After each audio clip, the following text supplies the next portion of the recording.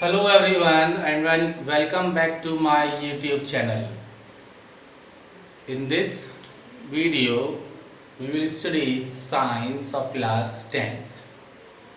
In the previous video, we studied about the chapter number 11, the human eye and the colorful world, in which we studied about the eye and some natural phenomena occurs on the atmospheric refraction, splitting of light into seven colors means the dispersion process, a spectrum, why the color of the sky is blue at noon, and why the color of sky is red at morning and at evening.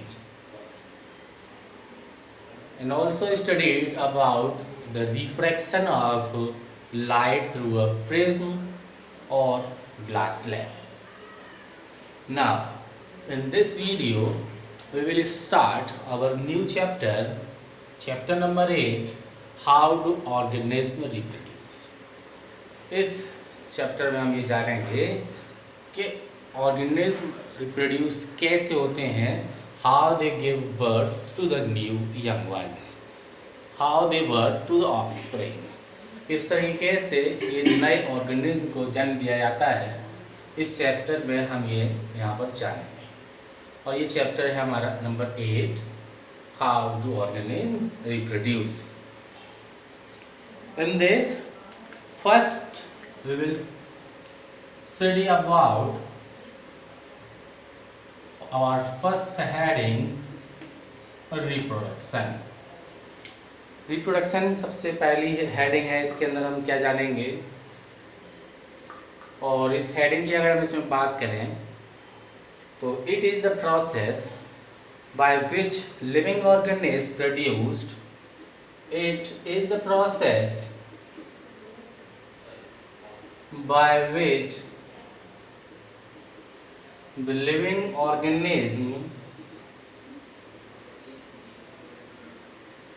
produce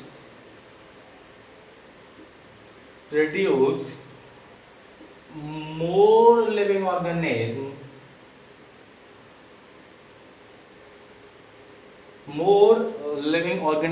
of its own kind,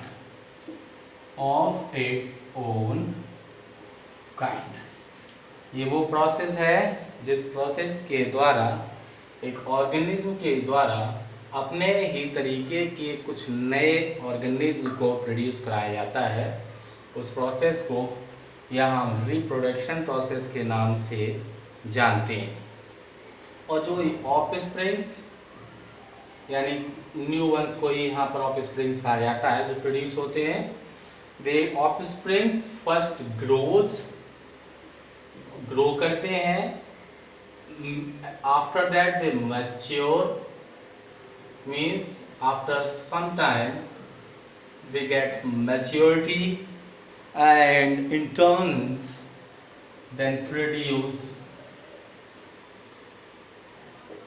then produce new offsprings.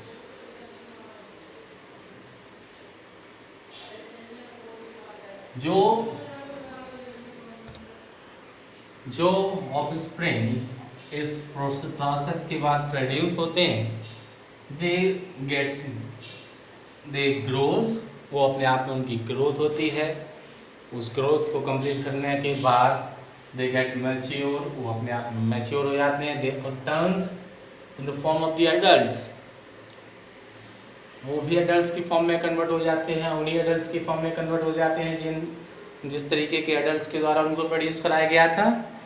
And then after getting maturity, after mature, then they also produce their new offsprings, उनके द्वारा भी अपने तरीके के new ones को produce कराया जाता है, वो भी ऑफस्प्रिंग्स प्रोड्यूस कराते हैं। इस तरीके से एक साइकिल तैयार हो जाती है। There is a cycle of birth, वहाँ पे पूरी तरीके की साइकिल तैयार होती है। एक के द्वारा दूसरे को प्रोड्यूस कराया जाता है, दूसरे के द्वारा फिर तीसरा प्रोड्यूस कराया जाता है, तीसरे के द्वारा चौथा। इस तरीके से लगातार ये साइकिल अपने आप में चलती रहती है।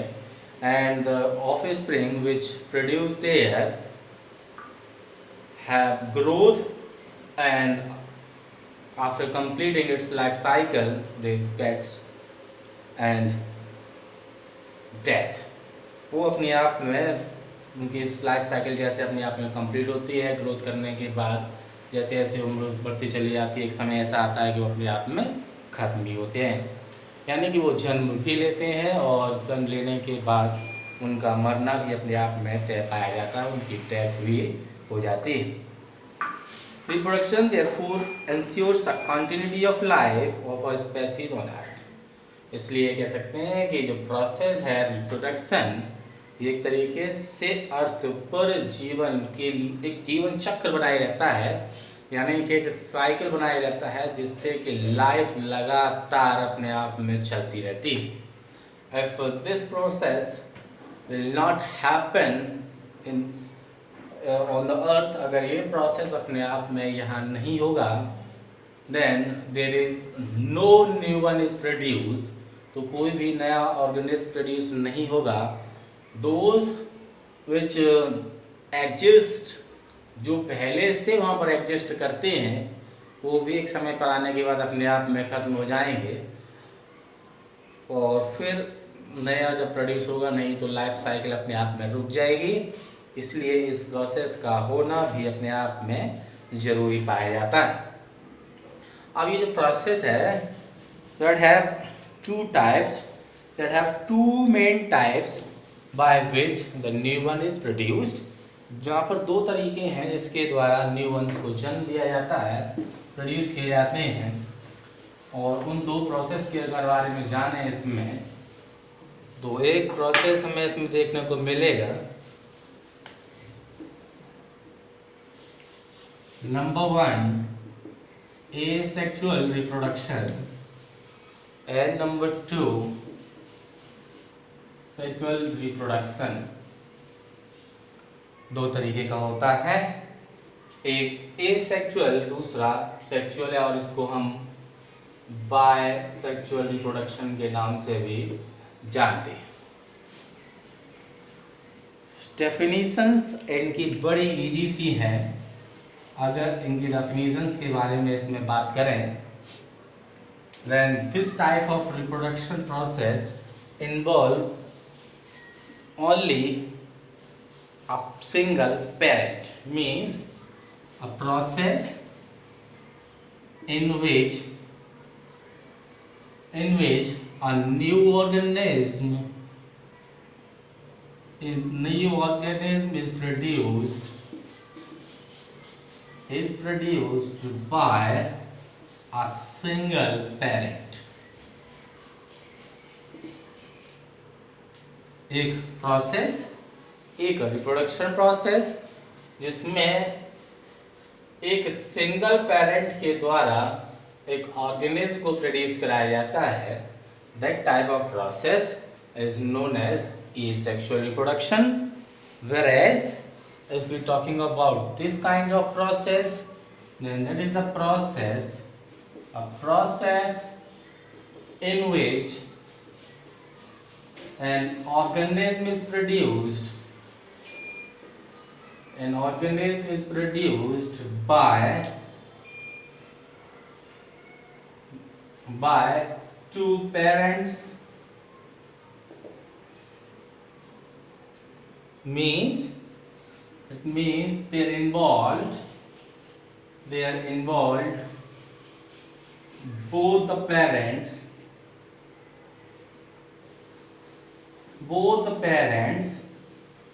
mother and father। एक तरीके का प्रोसेस जिसके अंदर एक न्यू ऑर्गेनिज्म को प्रोड्यूस कराया जाता है by the two parents, means in which both the parents are involved, mother or father। That type of process, that type of reproduction process is known as bisexual or sexual reproduction process। If you're talking about an example which organism shows this kind of process, then we can say that if we're talking about this type of process, which type of organism shows, example is microorganism. Microorganisms, जितने भी micro organism हैं, all the micro organism shows a sexual reproduction process. सभी micro organism, ज़्यादातर micro organism जो है वो सब इसी तरीके का प्रोसेस शो कराते हैं। और इसमें भी अगर हम बात कर लें तो हम इसमें कह सकते हैं amoeba is organism which shows this kind of process to produce new ones. Whereas if you're talking about example from this, the example is the human beings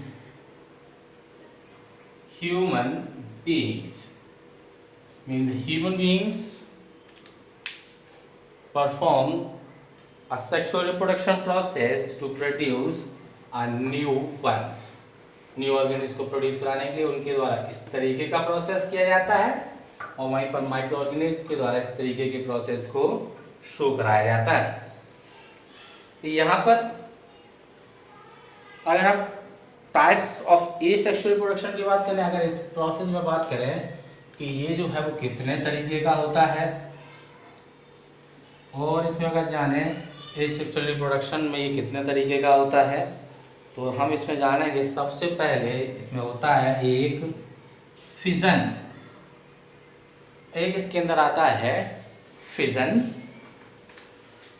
ठीक है। फिजन में भी आगे इसमें पार्ट्स आपको देखने को मिलेंगे। वैसे इसमें होता है आपका फिजन। फिजन के अंदर अगर दूसरे तरीके की हम बात करें, अगर हम फिजन के अंदर दूसरे तरीके की बात करेंगे तो आएगा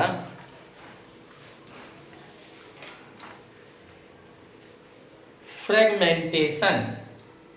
दूसरा आएगा फ्रेगमेंटेशन।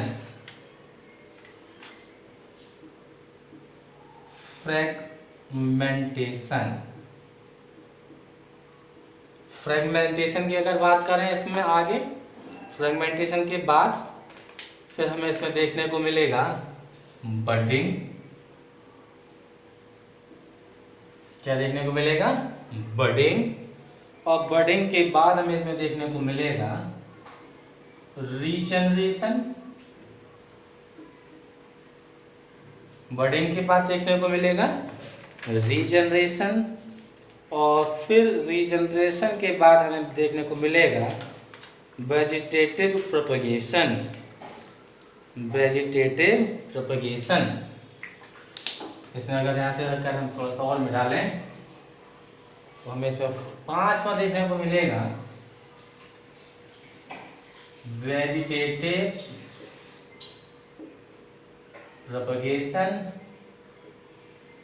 फिर इसमें अगला हमें देखने को मिलेगा नंबर 6। नंबर 6 इसमें अगर हम देखेंगे तो होगा हमारा स्पोर फॉर्मेशन। Spore formation.